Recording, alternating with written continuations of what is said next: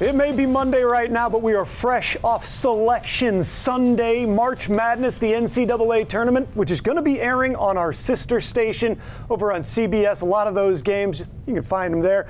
We've got a couple great guests for you today to talk hoops. We got Tim Nolan coming in from DSN, and of course, Matt Pencek, our own.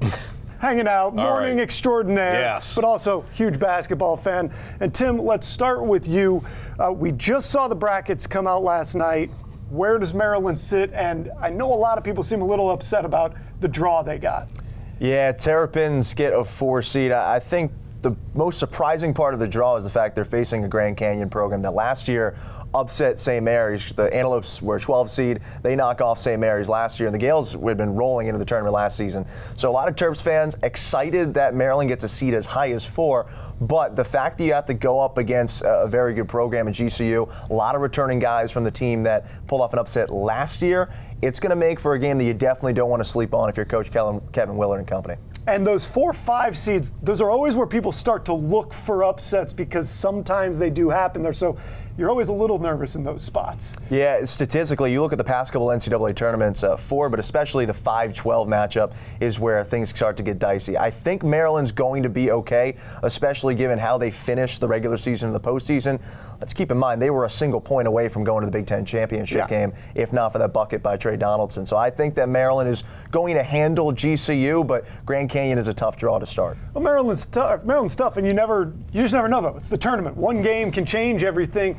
Matt, let's talk about, for the people at home that maybe aren't everyday basketball fans, why should they be excited about the NCAA tournament? What do you think should draw them in? Well, I think some of the things that Tim was talking about, Maryland. You're either watching us in Maryland or you're a Maryland transplant in Delaware, state pride. And look, I love the nickname the Terrapins. And the Terrapin mascot and I, we've got a history. We've got a relationship. We go back a number of years. I've seen him when I was working for WBOC, a couple times wearing my Penn State paraphernalia. He was kind enough to get a selfie with me. So, look, great mascot name. And another thing with Maryland, you know this, the Crab Five. Yes. That is the nickname of their starting lineup. You know, play off the word Fab Five in Michigan in the 90s, the Crab Five. So if you like crabs, Maryland's an exciting team. So if you haven't been paying attention most of the season, it is a fun team to watch. How do you, Matt, tend to fill out your bracket? Do you have any tips, any tricks for the people at home, things that you're looking for, specific seeds that you target?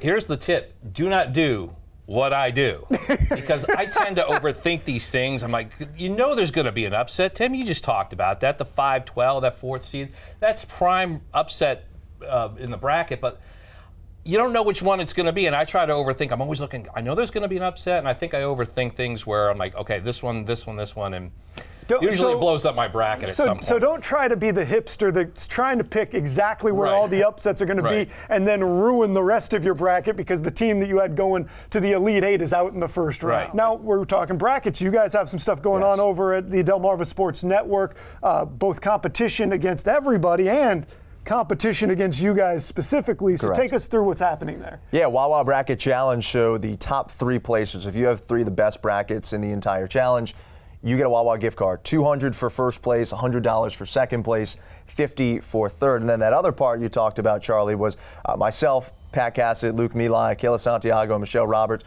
We will all be filling out our own bracket, and then you get to go head-to-head with us, see what we do. I made light of it that last season. I picked UConn to win it all. I felt that Connecticut was the most complete team. I knew nothing beyond that. I didn't get the team they played.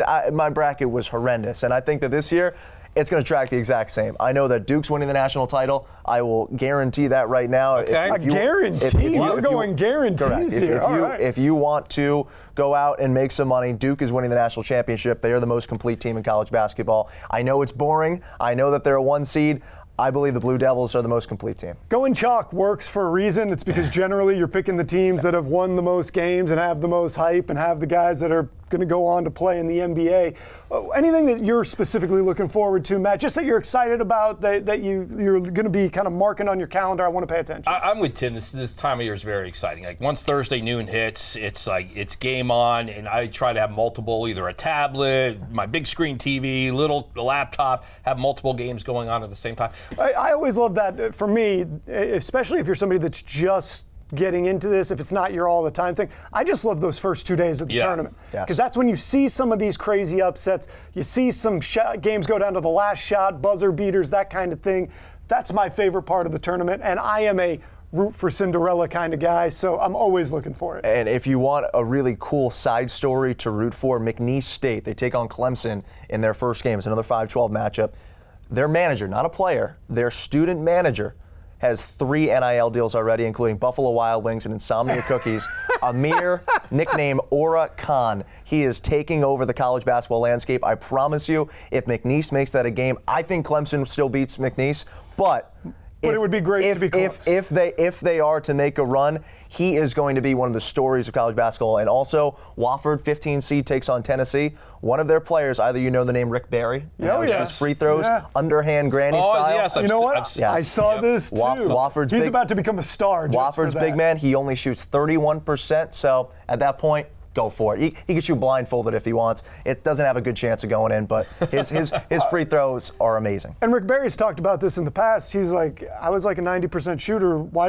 If you're a bad shooter, try this. What's the worst that can happen? You're still going to be bad. Yeah. Yep. Little granny style. I've seen him though. He goes off the glass with it sometimes. He just little underhand.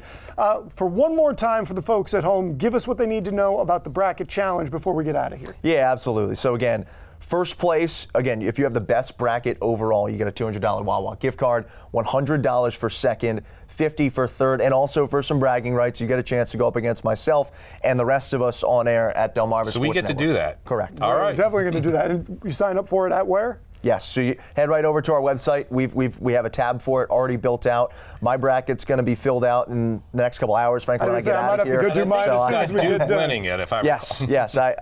I'm okay with saying that to everybody. Duke is winning the national championship. All right, you heard it here first, ladies and gentlemen. Well, probably not first. I think a lot of people are saying that, but that is what's on the list. We are talking NCAA basketball, but we're going to take a break now and get out of here. There's more Coast Life right after this.